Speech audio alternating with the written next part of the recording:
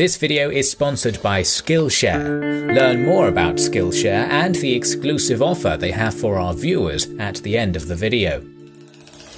Ever since the Israeli victory during the wars of 1948 and 1956, the Arab coalition, led by Egypt, Syria and Jordan, was eager to change the situation in the region by defeating Israel. Both sides understood that the conflict was far from over and were preparing for the next stage of confrontation. International interference and the inability of the sides to find a settlement made one of the most iconic conflicts of the modern era, the Six-Day War, inevitable.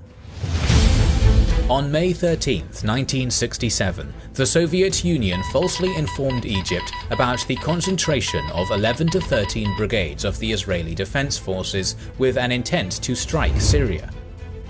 In response, Egypt started concentrating forces along the border with Israel in Sinai, and on May 16th demanded that the UN peacekeeping forces leave the peninsula. At the same time, Israel refused the request of the UN to deploy the UNEF on their side of the border. In the next few days, Egypt, Israel, Jordan and Sudan started mobilization of their forces, Iraq sent expeditionary forces to Jordan, and Saudi Arabia expressed its willingness to participate in military actions. But the turning point, which made the full-scale confrontation inevitable, was the decision of Egypt to block Israeli ships from entering the Straits of Tiran on May 22nd and 23rd. On June 1st, Israel established a national unity government, which on June 4th decided to go to war. The Arab coalition of Egypt, Jordan and Syria had an advantage over Israel in deployed troops with 240,000 against 100,000, in tanks with 2,504 against 800, and in aircraft with 957 against 300. Israel planned to strike on June 5th with Operation Focus, which aimed to destroy the Egyptian Air Force. Israeli media published false reports claiming Israeli soldiers were on vacation, while their pilots were carrying out training sorties as usual. Their intelligence helped make this training as realistic as possible. They also damaged the tracking antenna of the US Embassy to prevent the Americans finding out about the operation before the strike took place. The Israeli pilots were informed about the start of the operation only 5 hours in advance. At the same time, the Egyptian air defense system was effectively off on June 5th. Nearly 200 Israeli aircraft attacked 14 Egyptian airfields and caught them absolutely off guard. 338 Egyptian aircraft were destroyed and 100 pilots were killed within 3 hours. The Jordanian and Syrian air forces attacked Israel in retaliation at 11 AM on June 5th. The response of the Israeli Air Force was to attack their airfields, which led to the destruction of all 28 Jordanian, 53 Syrian and 10 Iraqi planes. Operation Focus was a decisive success. Israel lost only 19 planes in this operation and guaranteed its total air dominance for the rest of the war.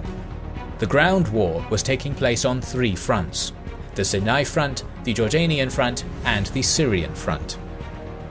On the Sinai front, the Egyptian forces consisted of 7 divisions, 4 armoured, 2 infantry, and 1 mechanized infantry. Egypt had 100,000 troops and 900 to 950 tanks in the Sinai, so Israel concentrated 3 divisions consisting of 6 armoured, 1 infantry, 1 mechanized infantry and 3 paratrooper brigades for a total of 70,000 men and 700 tanks along this front. Israel's plan was to catch the Egyptians off guard by attacking simultaneously with airstrikes, and attacking through the northern and central routes in the Sinai Peninsula instead of the central and southern routes used during the Sinai War. On the 5th of June at 7:50 AM, the northernmost Israeli division, consisting of 3 brigades and commanded by Major General Israel Tal, started its advance towards Arish through Gaza with an aim to encircle Khan Yunis, while the paratroopers were ordered to take Rafah. Initially, the Egyptians offered little resistance, since their intelligence concluded that this was a diversion rather than a main attack. However, soon resistance against the 60th Armoured Brigade ramped up. This did not stop the Israeli forces from reaching the Khan Yunis railway junction in 4 hours. Afterwards, the IDF advanced on Sheikh Zayed and defeated fierce Egyptian resistance thanks to air domination. The road to Arish was open, and by 8 AM on the 6th of July, elements of the 79th Armoured Battalion and the 7th Brigade entered the suspiciously quiet city. Suddenly the Egyptians started firing from the balconies and windows, and there was a heavy battle going on for control of the city. The IDF was only able to take full control of the city after reinforcements were sent. The northernmost division then split into 2 parts. One of them continued the advance on the Suez Canal, while the second group turned south and captured Bir Lafan and Jabal Libni. Further south, on the 6th of June, the 14,000-man, 150-tank-strong Israeli 38th Armoured Division under Major General Ariel Sharon was confronted by the Egyptian 2nd Infantry Division under Major General Saadi Naguib, consisting of 16,000 troops and 90 tanks. Israel successfully advanced towards Abu Aghaila. The paratroopers landed behind Egyptian positions and sowed enough confusion to weaken the artillery of the Egyptian defense, which opened the way for the IDF to capture Katef. It was followed by a fierce close tank battle, which ended in an Israeli victory, with 40 Egyptian and 19 Israeli tanks destroyed. The Egyptian forces in Sinai were still largely intact, but their field marshal, Abd el-Hakim Amr, panicked and ordered the retreat of all units from Sinai after hearing about the fall of Abu Aghaila. This order did not elaborate on the sequence and manner of the retreat, which only decreased the defensive capabilities of the Egyptian troops.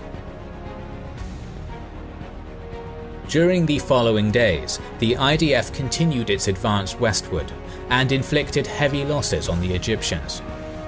Despite episodic heavy resistance by the Egyptians, as in Bin Gefgafa, the napalm bombing by Israeli aviation and the uncontrolled retreat weakened the morale of the Egyptian troops.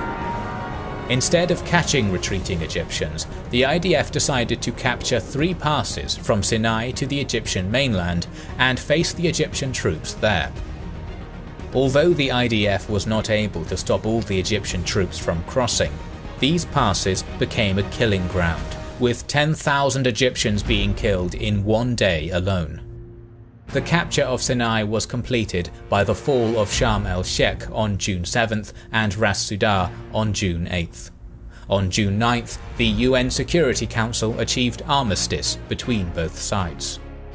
Israel wanted to avoid confrontation with Jordan and Syria before defeating Egypt, but the offers of neutrality to Jordan were rejected, as the Egyptian President Nasser persuaded King Hussein of Jordan that Egypt had an advantage against Israel.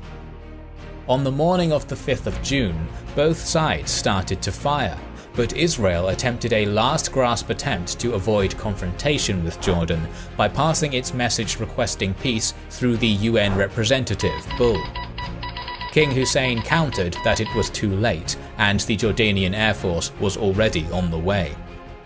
Jordanian and Iraqi aviation started shelling Israeli-controlled West Jerusalem, which caused 16 military and 20 civilian casualties, with 900 buildings damaged.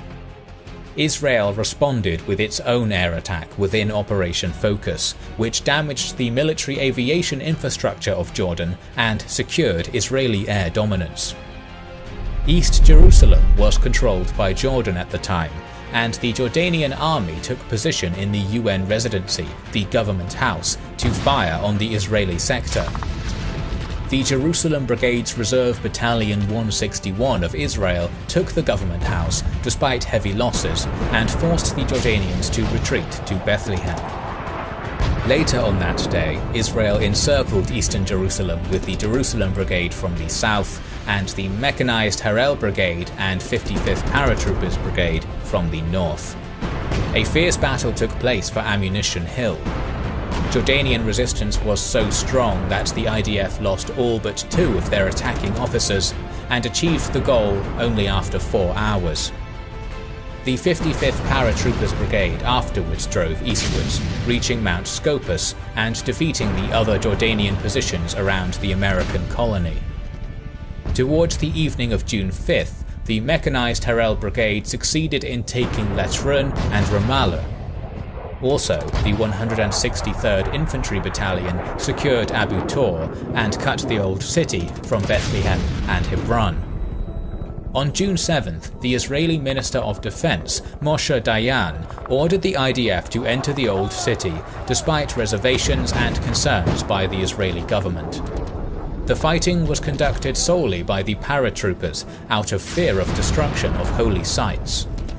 The IDF took control of the old city with little resistance. Judea, Hebron, Bethlehem, and Nablus were also captured by the IDF on June 7th. Remnants of the Jordanian army fell back into Jordan. Israel was victorious on this front as well. Syria also believed Nasser about Egypt's early success in the conflict and sent its aviation to attack Galilee. This attack was intercepted by Israeli aircraft. A minor ground attack was also attempted by the Syrians, hoping to capture the water plants at Tel Dan, Dan, and Shia Yashuv. This was repulsed by the IDF as well. Israeli air domination, lack of communication by Syrian units, and tanks being too wide for bridges were among the causes of the unsuccessful attack of the Syrians. This caused them to abandon any attempts to make ground offensives on Israel, and airstrikes were chosen as their method instead. However, on the evening of June 5th, Israel struck Syrian airfields as part of Operation Focus, destroying 2/3 of the Syrian Air Force and forcing the rest out of the conflict. The Israeli leadership was unsure whether to attack Syria or not. On one hand, Syria was using the Golan Heights to shell Israel. On the other hand, it would have been a literally uphill battle against a fortified enemy. But intelligence about weakened positions of Syria in general, and in Golan Heights in particular, led Dayan to order an offensive on Golan without government authorization. The Israeli offensive started with airstrikes, which severely damaged the defensive infrastructure and morale of the Syrian army. The 8th Armoured Brigade, led by Colonel Albert Mandler, advanced into the Golan Heights from Givat Haim. Heavy fighting in unfavourable terrain led to numerous casualties on both sides, but with the help of their aircraft, the IDF ultimately captured the Zora, Kala, and Ein Fit fortresses. In the central sector, the Israeli 181st Battalion captured the strongholds of Dardara and Tel Hilal after fierce fighting. By the evening of June 9th, Israel reached the plateau, which allowed reinforcements to join them. By dawn, Israel had 8 brigades ready for an assault on the second line of defences. Soon, a ceasefire was negotiated around the so-called Purple Line.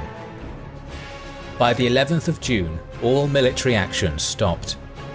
Up to 983 Israelis, 15,000 Egyptians, 700 Jordanians, and 2,500 Syrians were killed in action.